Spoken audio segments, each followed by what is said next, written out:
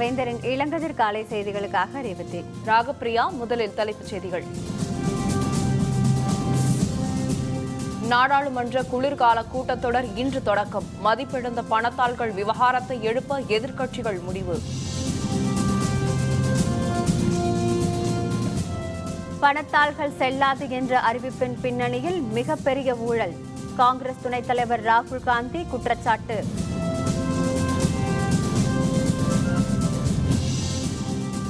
பணத்தை மாற்றுவோரின் விரலில் மை வைக்கும் விவகாரம். பல்வேறு தரப்பினரும் கடும் கண்டனம்.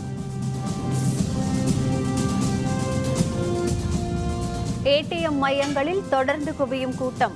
பணம் எடுக்க முடியாமல் மக்கள் கடும் அவதி. நாடாளுமன்ற குளிர்கால கூட்டத்தொடரின் முதல் நாளான இன்று 500,000 ரூபாய் செல்லாத விவகாரம் உள்ளிட்ட பல்வேறு பிரச்சினைகளை எழுப்ப எதிர்க்கட்சிகள் திட்டமிட்டுள்ளன. நாடாளுமன்ற குளிர்கால கூட்டத்தொடர் இன்று தொடங்கி டிசம்பர் 16ஆம் தேதி வரை நடைபெறவுள்ளது. இந்த கூட்டத்தொடரில் சரக்கு சேவை வரி விதிப்பு உள்ளிட்ட பல்வேறு சட்ட முன்வரைவுகளை நிறைவேற்ற மத்திய அரசு திட்டமிட்டுள்ளது. இதனிடையே மதிப்பிழந்த பணத்தாள்கள், நாடு முழுவதும் ஏற்பட்டுள்ள பணத்தட்டுப்பாடு, வங்கிகள், ஏடிஎம் மையங்களில் மக்கள் படும் அவதி, விரலில் மை வைக்கும் முடிவு உள்ளிட்ட பல்வேறு விவகாரங்களை எழுப்ப எதிர்க்கட்சிகள் திட்டமிட்டுள்ளன. இது தவிர பாகிஸ்தான் ஆக்கிரமிப்பு பகுதியில் ராணுவம் நடத்திய துல்லிய தாக்குதல், ஒரே பதவி ஒரே ஓய்வூதிய திட்டம், விவசாயிகள் பிரச்சினை, ரயில்வே பட்ஜெட்டுடன் பொது பட்ஜெட் இணைப்பு போன்ற பிரச்சினைகளும் எழுப்பப்படும் என தெரிகிறது.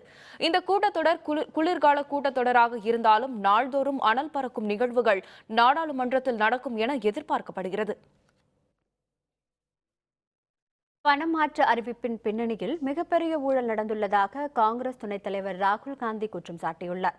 மும்பையில் செய்தியாளர்களுடன் பேசிய அவர், மத்திய அரசு எடுத்துள்ள முடிவால் சாதாரண மக்கள்தான் அதிக அளவில் பாதிக்கப்படுவதாக தெரிவித்தார்.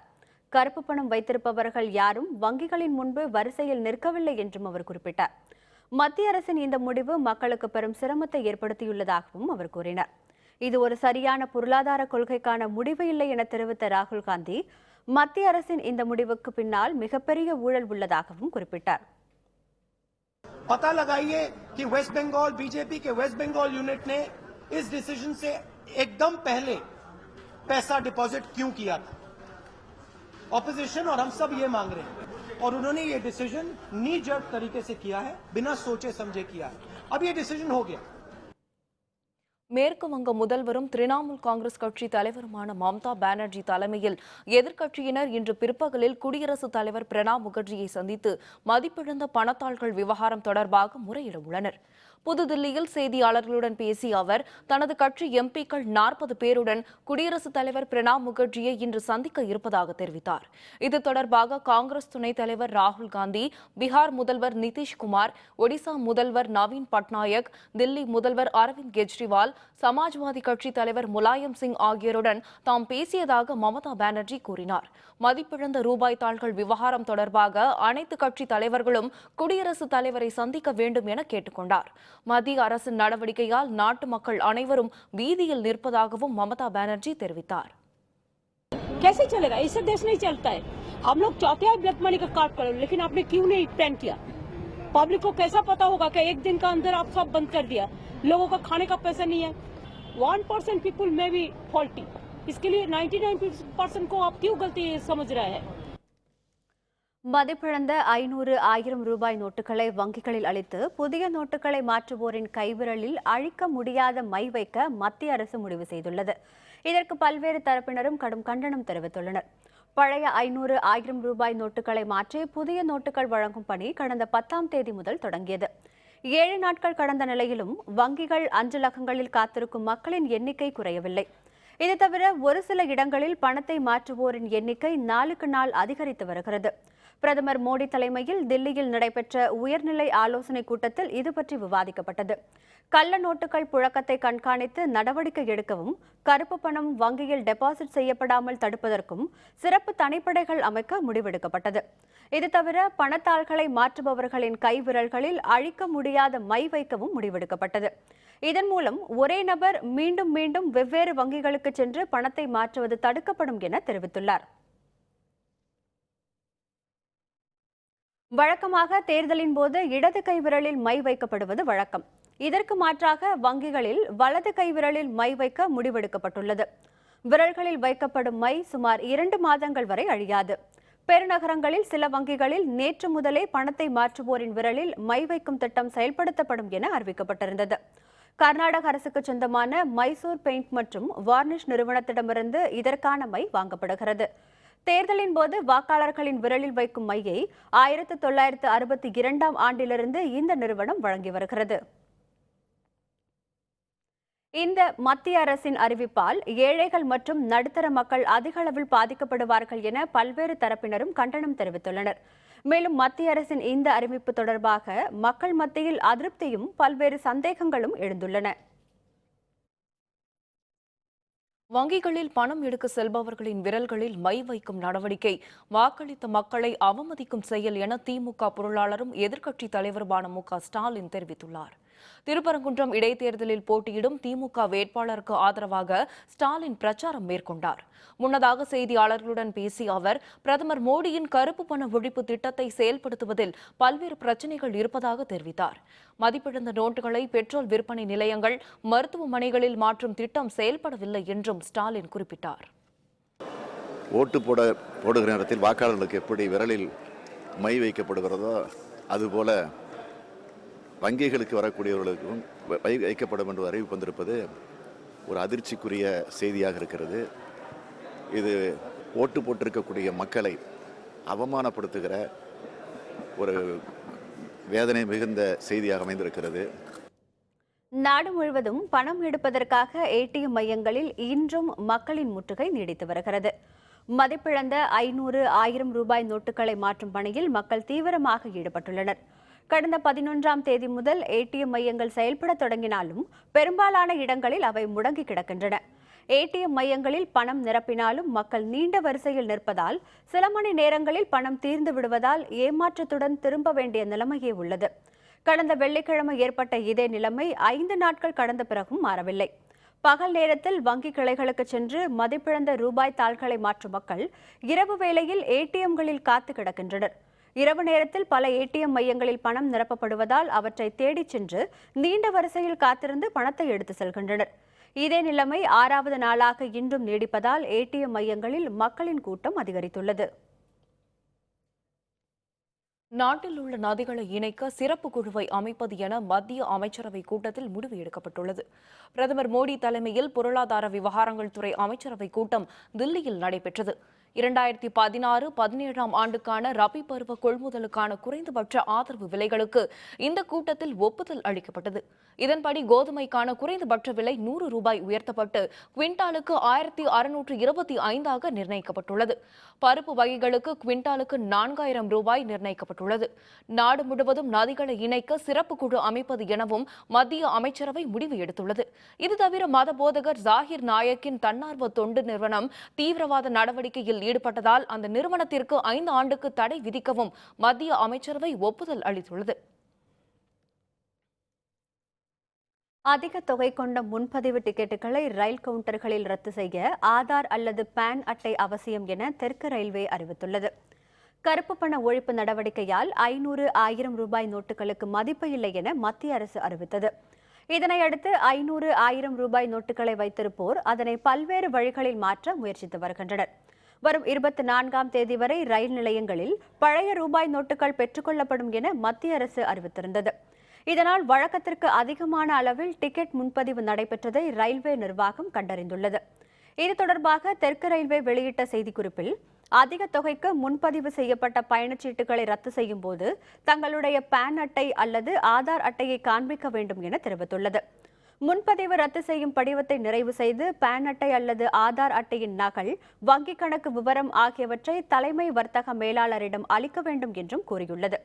முன்பதிவு ரத்து செய்யப்படும் தொகை தொடர்புடைய நபரின் வங்கிக் கணக்கில் வரவு வைக்கப்படும் என்றும் தெற்கு ரயில்வே தெரிவித்துள்ளது.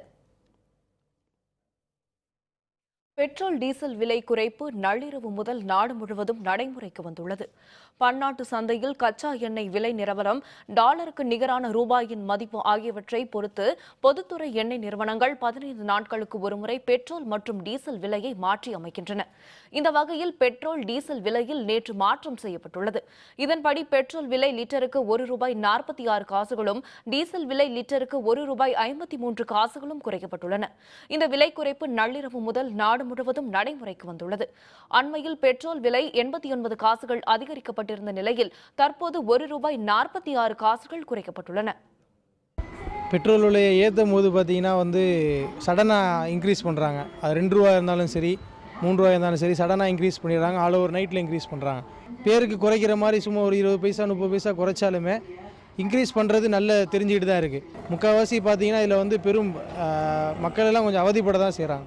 பெட்ரோல் ப்ரைஸ் இன்றைக்கி நைட்லேருந்து ₹1 குறையுதுன்னு கேள்விப்பட்டிருக்கோம். ரொம்ப வரவேற்கத்தக்கான ஒரு விஷயமா இருக்குது. நல்லது. இதே மாதிரி எல்லாமே டீசல் பெட்ரோல் எல்லாமே குறைஞ்சுனே இருந்ததுன்னா நடுத்தர மக்களுக்கு எல்லாருக்குமே நல்ல யூஸ் ஆகும். பெட்ரோல் விலை உயர்வு ₹1 குறைக்கிறது ஒரு பெரிய ஒரு விஷயமே கிடையாது சார். மக்கள் மத்தியில் இன்றைக்கி பண புழக்கங்களே ரொம்ப குறுக்கிட்டாங்க சென்ட்ரல் கவர்மெண்ட்டு. இன்னும் பெட்ரோலை சென்ட்ரல் கவர்மெண்ட் குறைக்கலாம். ஆனால் இதெல்லாம் இந்த இப்போ பொருளாதாரத்தை ரொம்ப சுருக்கி முடக்கி வச்சுட்டு இருக்கிறதுனால இந்த மாதிரி ₹1 குறைச்சிட்டு மக்கள் மத்தியில் ஒரு நல்ல பேர் எடுக்கலாம்னு சொல்லி நினைக்கிறாங்க. ஹிமாச்சல பிரதேசத்தில் பாலம் இடிந்து விழுந்ததால் 100க்கும் அதிகமான கிராமங்கள் சாலை வசதியின்றி துண்டிக்கப்பட்டுள்ளது. ஹிமாச்சல பிரதேச மாநிலம் ஸ்பிட்டி மாவட்டத்தின் கேலாங் என்ற இடத்திலிருந்து 17 கிலோமீட்டர் தொலைவில் இரும்பு பாலம் ஒன்று அமைக்கப்பட்டிருந்தது. எல்லைப் பகுதியில் உள்ள இந்த இரும்பு பாலம் ஹிமாச்சல பிரதேசம் மற்றும் ஜம்மு காஷ்மீர் மாநிலங்களை இணைக்கும் முக்கியமான தடத்தில் உள்ளது. இதனிடையே கண்டெய்னர் லாரி ஒன்று இந்த பாலத்தை கடக்க முயன்றபோது எடை தாங்காமல் திடீரென பாலம் இடிந்து விழுந்தது. இதனால் இந்த பகுதியில் உள்ள 100க்கும் அதிகமான கிராமங்கள் இணைப்பு துண்டிக்கப்பட்டுள்ளது. உணவுப் பொருட்கள், எரிபொருள் உள்ளிட்ட முக்கிய பொருட்களை கொண்டு செல்ல முடியாத நிலைமையும் ஏற்பட்டுள்ளது. பாலத்தை சீரமைக்க சில நாட்கள் ஆகும் என்பதால் அந்த பகுதி மக்கள் கடுமையாக பாதிக்கப்பட்டுள்ளனர்.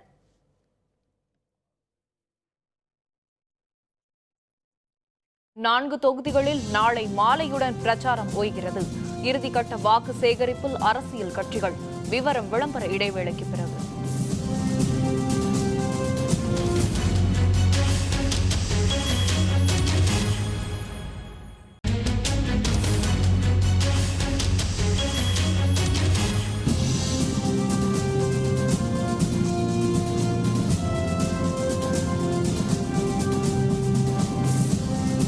செய்திகள் தொடர்கின்றன. தஞ்சாவூர், அரவக்குறிச்சி, திருப்பரங்குன்றம் தொகுதியில் நாளை மாலையுடன் பிரச்சாரம் ஓய்வதால் இறுதிக்கட்ட வாக்கு சேகரிப்பில் அரசியல் கட்சிகள் ஈடுபட்டுள்ளன. 2016 பொதுத் தேர்தலின் போது ரத்து செய்யப்பட்ட தஞ்சாவூர், அரவக்குறிச்சி தொகுதிகளில் வரும் 19ஆம் தேதி வாக்குப்பதிவு நடைபெறுகிறது. திருப்பரங்குன்றம் தொகுதியிலும் புதுச்சேரி மாநிலம் நெல்லித்தோப்பு தொகுதியிலும் அதே நாளில் இடைத்தேர்தல் நடைபெறுகிறது. அதிமுக, திமுக, தேமுதிக, காங்கிரஸ், பாரதிய ஜனதா உள்ளிட்ட கட்சிகள் தேர்தலில் போட்டியிடுகின்றன. 4 தொகுதிகளிலும் நாளை மாலையுடன் பிரச்சாரம் ஓய்கிறது. இதனையடுத்து இறுதிக்கட்ட பிரச்சாரம் தீவிரமடைந்துள்ளது. 19ஆம் தேதி நடைபெறவுள்ள வாக்குப்பதிவிற்கான ஏற்பாடுகளை தேர்தல் ஆணையம் முனைப்புடன் மேற்கொண்டு வருகிறது. ஓய்வு பெற்ற தலைமை பொறியாளரின் சேலம் சொகுசு பங்களாவில் லஞ்ச ஒழிப்பு காவல்துறையினர் 7 மணி நேரம் சோதனை மேற்கொண்டு முக்கிய ஆவணங்களை கைப்பற்றியுள்ளனர். தமிழக நெடுஞ்சாலைத்துறையில் தலைமை பொறியாளராக பணியாற்றிய ஜெயராமன் என்பவர் கடந்த ஜனவரி மாதம் பணி ஓய்வு பெற்றார். இவர் பணியில் இருக்கும்போது வருமானத்திற்கு அதிகமாக சொத்து சேர்த்ததாக புகார் பதிவு செய்யப்பட்டது. இதனையடுத்து சென்னையில் உள்ள இவருடைய வீடு, சேலத்தில் உள்ள சொகுசு பங்களா, வணிக வளாகம் உள்ளிட்ட இடங்களில் லஞ்ச ஒழிப்பு காவல்துறையினர் சோதனை மேற்கொண்டனர். 8 பேர் கொண்ட லஞ்ச ஒழிப்பு காவல்துறையினர் 7 மணி நேரம் தீவிர சோதனை நடத்தினர். இந்த சோதனையில் முக்கிய ஆவணங்கள் கைப்பற்றப்பட்டதாகவும் தகவல்கள் தெரிவிக்கின்றன. ஆந்திர மாநிலம் கண்டலேறு அணையிலிருந்து திறந்துவிடப்பட்ட கிருஷ்ணா நீர் தமிழக எல்லையான 0 பாயிண்டை வந்தடைந்தது. ஜூலை மாதம் கண்டலேறு அணையிலிருந்து காலதாமதமாக திறக்கப்பட்ட தண்ணீரை ஆந்திர விவசாயிகள் மோட்டார் வைத்து உறிஞ்சியதால் தண்ணீர் திறந்து விடுவது தற்காலிகமாக நிறுத்தப்பட்டது. ஆந்திர பொதுப்பணித்துறை அலுவலர்கள் மற்றும் விவசாயிகள் கலந்து கொண்ட ஆலோசனைக் கூட்டத்தில் விவசாயிகளுக்கு எச்சரிக்கை விடுக்கப்பட்டது. இதனைத் தொடர்ந்து கடந்த 9ஆம் தேதி அணையிலிருந்து வினாடிக்கு 500 கன அடி வீதம் திறக்கப்பட்டு பின்னர் 1500 கன அடியாக உயர்த்தப்பட்டது. கிருஷ்ணா நீர் ஸ்வர்ணமுகி, காளஹஸ்தி, சத்தியவேடு உள்ளிட்ட பகுதிகளை கடந்து ஊத்துக்கோட்டை 0 பாயிண்டை நேற்று நள்ளிரவில் வந்தடைந்தது. திருவள்ளூர் மாவட்டம் வல்லூர் தேசிய அனல் மின் நிலையத்தில் கொதிகலனில் ஏற்பட்டுள்ள பழுதினை சரி செய்யும் நடவடிக்கை மேற்கொள்ளப்பட்டுள்ளது. வல்லூர் அனல் மின் நிலையத்தில் உள்ள 3 அலகுகளில் தலா 500 மெகாவாட் மின்சாரம் உற்பத்தி செய்யப்பட்டு வருகிறது.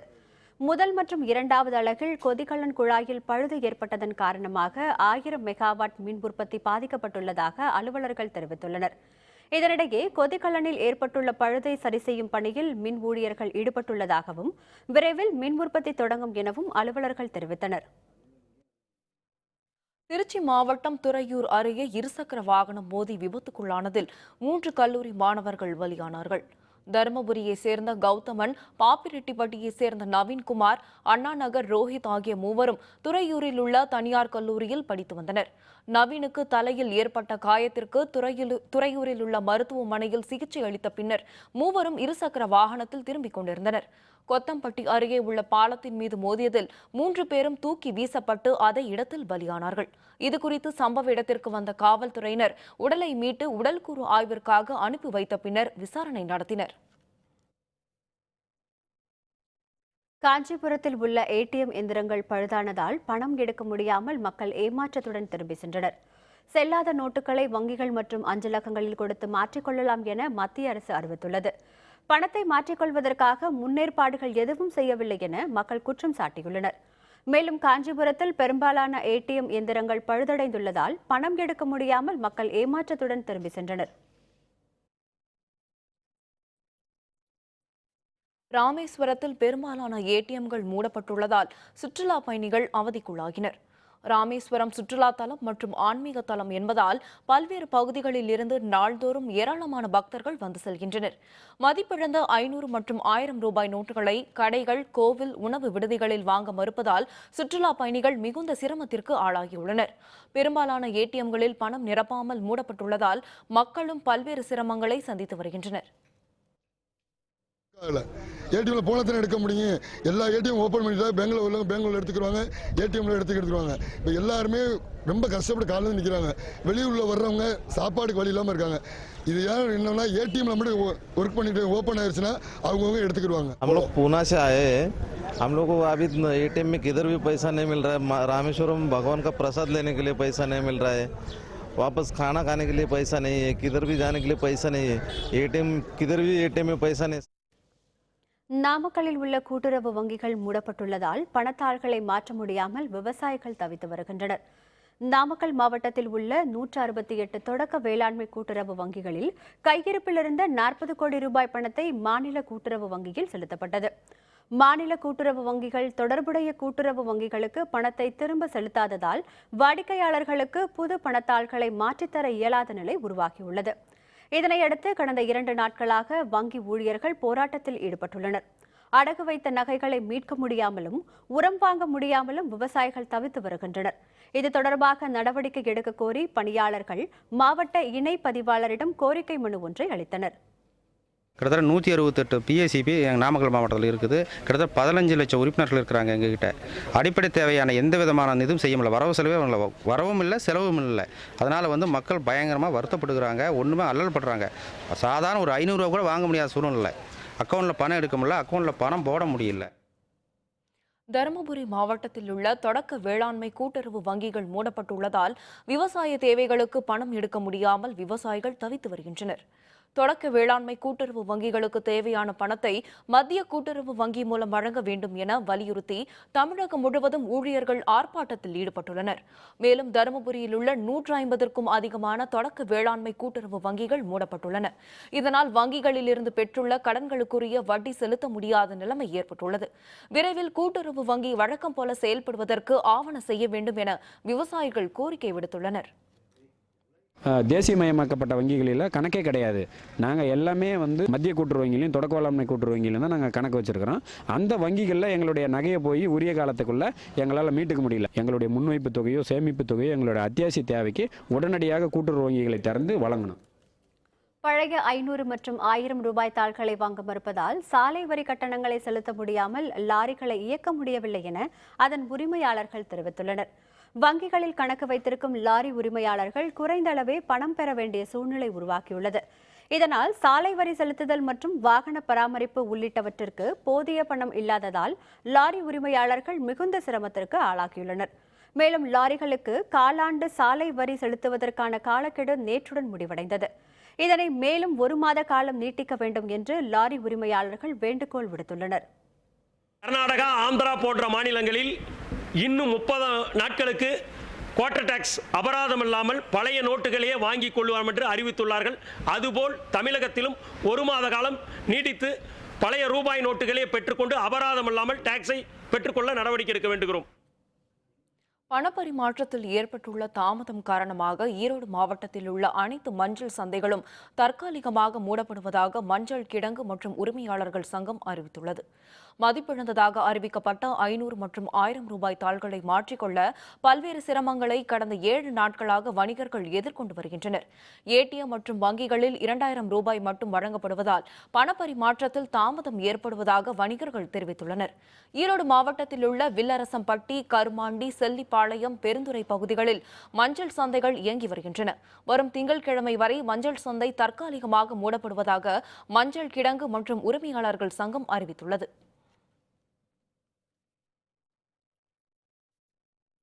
தருமபுரி அடுத்துள்ள நல்லம்பள்ளி வாரச்சந்தையில் பணப்பரிமாற்றத்தில் ஏற்பட்டுள்ள தாமதத்தாலும் வாடிக்கையாளர்கள் மற்றும் மக்களின் வருகை குறைந்துள்ளதாலும் வணிகர்கள் வருமானத்தை இழந்து தவித்து வருகின்றனர்.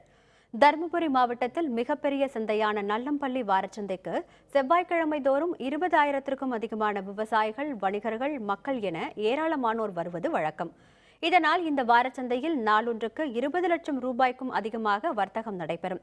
பழைய 500 மற்றும் 1000 ரூபாய் தாள்களை மாற்ற முடியாமலும் புதிய 2000 ரூபாய்க்கு சில்லறை கிடைக்காததாலும் மக்கள் பொருட்களை வாங்க முடியாமல் திரும்பி செல்கின்றனர்.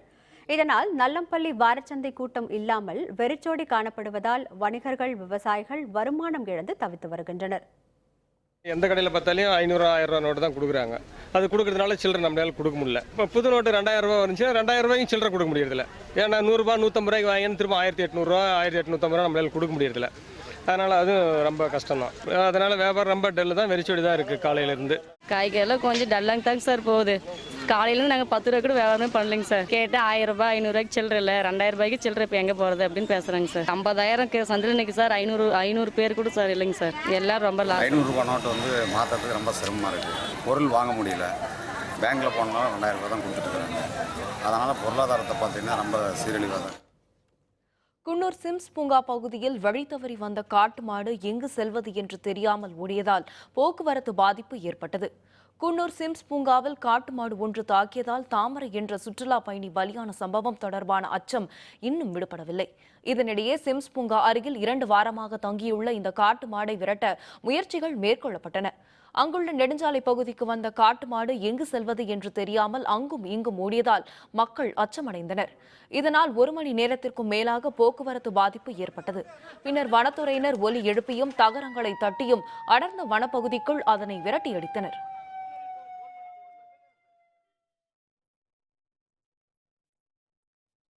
திராட்சை சாகுபடி தொடர்பான நவீன தொழில்நுட்பங்களால் மீண்டும் திராட்சை சாகுபடி அதிகரிக்க வாய்ப்புள்ளதாக விவசாயிகள் தெரிவித்துள்ளனர். தேனி மாவட்டம் கம்பம் பள்ளத்தாக்கு பகுதியான கூடலூர், சுருளிப்பட்டி, காமையக்க கவுண்டன்பட்டி ஆகிய பகுதிகளில் சுமார் 2000 ஹெக்டேர் பரப்பளவில் கருப்பு விதையில்லாத பச்சை திராட்சை அதிக அளவில் பயிரிடப்பட்டு வருகிறது. கடந்த சில வருடங்களாக திராட்சை சாகுபடியில் ஏற்பட்டுள்ள வருவாய் இழப்பின் காரணமாக விவசாயிகள் மாற்று விவசாயத்திற்கு மாறி வருகின்றனர்.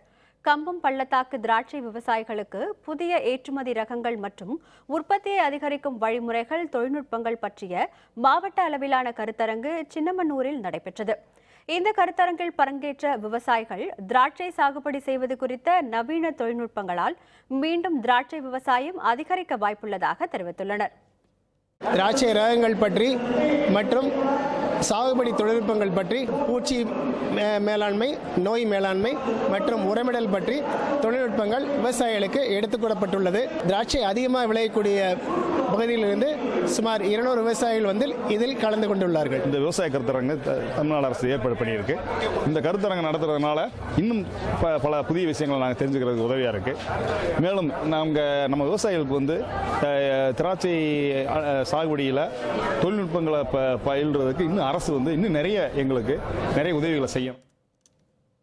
திருவள்ளூர் மாவட்டம் பொன்னேரியில் உள்ள சையத் அதா உல்லாஷா காதரி தர்காவில் நடைபெற்ற 435ஆம் ஆண்டு சந்தனக்கூடு விழாவில் ஏராளமான இஸ்லாமியர்கள் கலந்து கொண்டனர். பொன்னேரியில் 435 ஆண்டுகள் பழமையான சையத் அதா உல்லாஷா காதரி தர்காவில் பாபா அதா உல்லாஷா காதரியின் நினைவை போற்றும் வகையில் சந்தனக்கூடு விழா கொடியேற்றத்துடன் தொடங்கியது. சந்தனக்கூடம் தர்காவில் இருந்து எடுத்து செல்லப்பட்டு மின் விளக்குகளால் அலங்கரிக்கப்பட்ட சந்தனக்கூட்டில் வைக்கப்பட்டது. பொன்னேரி நகரின் முக்கிய வீதிகள் வழியாக சந்தனக்கூடு பவனி வந்து பாபா சன்னதியை அடைந்தது. இஸ்லாமிய மக்கள் புனித ரவுலா ஷெரீப்புக்கு சந்தனம் பூசுதல் மற்றும் துவா நிகழ்ச்சி நடைபெற்றது. இதனையொட்டி வான வேடிக்கை நிகழ்ச்சியும் நடைபெற்றது.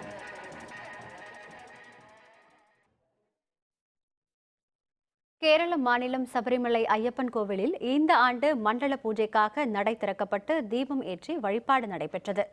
ஐயப்ப பக்தர்கள் கார்த்திகை முதல் நாள் மாலை அணிந்து 41 நாட்கள் விரதம் இருந்து சபரிமலை ஐயப்பன் கோவிலில் நடைபெறும் மண்டல பூஜையில் கலந்து கொள்வார்கள். கடந்த ஓராண்டாக சபரிமலையில் தங்கி பூஜைகள் செய்து வந்த மேல்சாந்தி நம்பூதிரி நேற்று மாலை நடை திறந்து தீபம் ஏற்றினார். சிறப்பு பூஜைகள் இன்றி நடை அடைக்கப்பட்டது.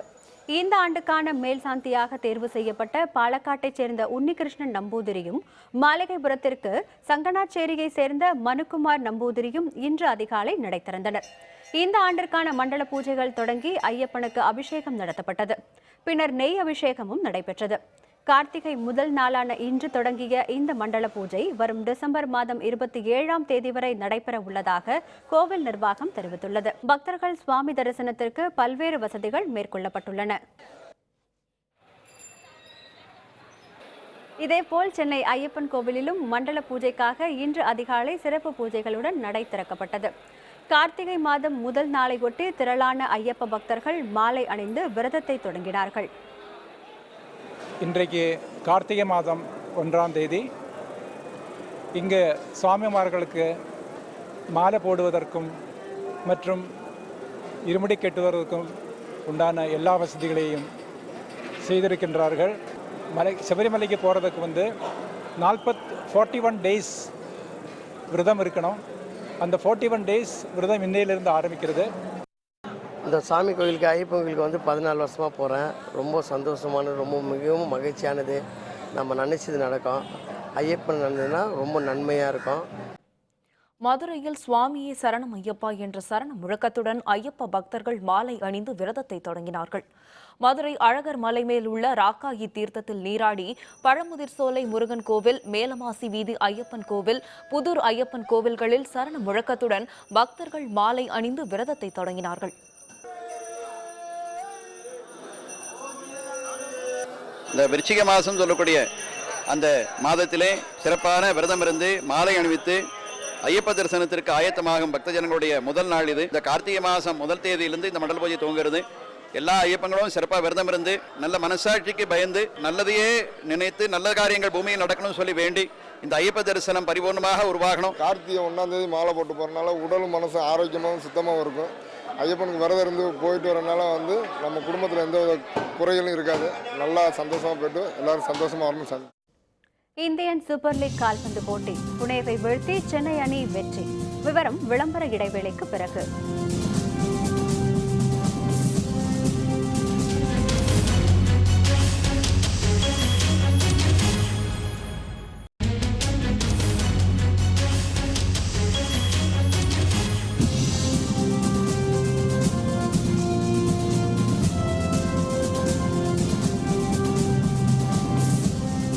செய்திகள் தொடர்கின்றன. இனி அயலக செய்திகள்.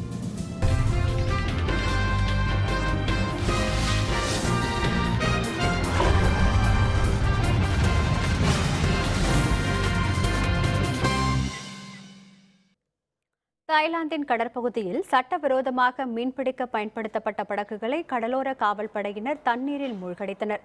தாய்லாந்தின் பச்சபுரி கடற்பகுதியில் பவளப்பாறைகள் நிறைந்த பகுதி. இங்கு சட்டவிரோதமாக கடற்பகுதிக்குள் நுழைந்து மீனவர்கள் நவீன இயந்திர படகுகள் மூலம் மீன்பிடி தொழிலில் ஈடுபட்டு வந்தனர். இதனால் மீன்வளம் குறைந்ததோடு பவளப்பாறைகளும் சேதமடைந்தன. நவீன மீன்பிடி படகுகளை பயன்படுத்தக்கூடாது என தாய்லாந்து அரசு மீனவர்களுக்கு பலமுறை எச்சரிக்கை விடுத்தது. அரசின் எச்சரிக்கையை மீறி மீன்பிடிக்க பயன்படுத்தப்பட்ட 197 படகுகளை கடலோர காவல் படையினர் பறிமுதல் செய்தனர். 189 படகுகள் கடலில் மூழ்கடிக்கப்பட்ட நிலையில் இறுதியாக இருந்த 8 படகுகளையும் கடலோர காவல்படையினர் கடலில் மூழ்கடித்தனர்.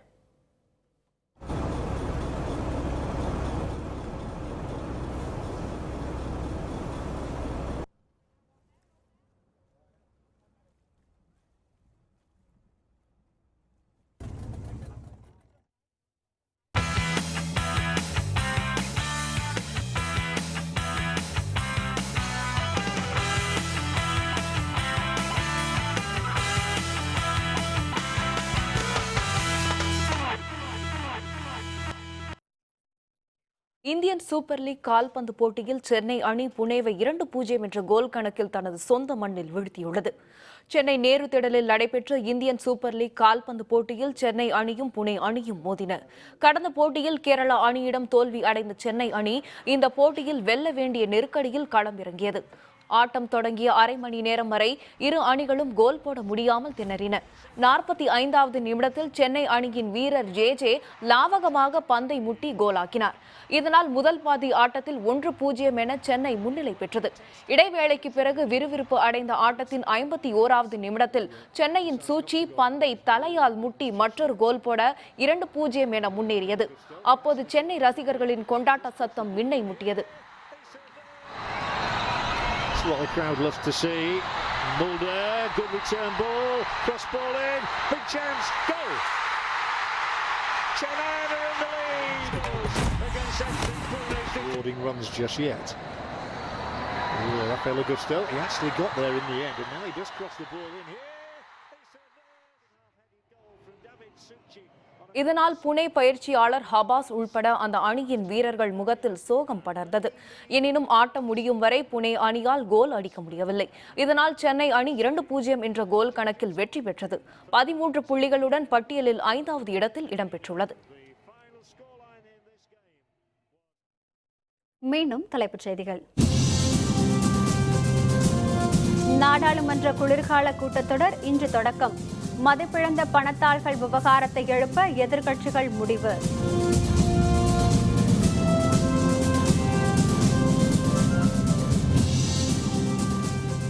பணத்தாள்கள் செல்லாது என்ற அறிவிப்பின் பின்னணியில் மிகப்பெரிய ஊழல். காங்கிரஸ் துணைத் தலைவர் ராகுல் காந்தி குற்றச்சாட்டு.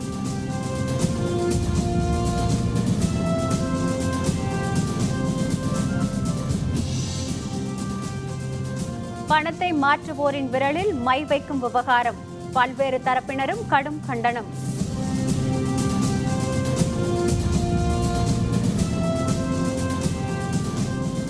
ஏடிஎம் மையங்களில் தொடர்ந்து குவியும் கூட்டம். பணம் எடுக்க முடியாமல் மக்கள் கடும் அவதி.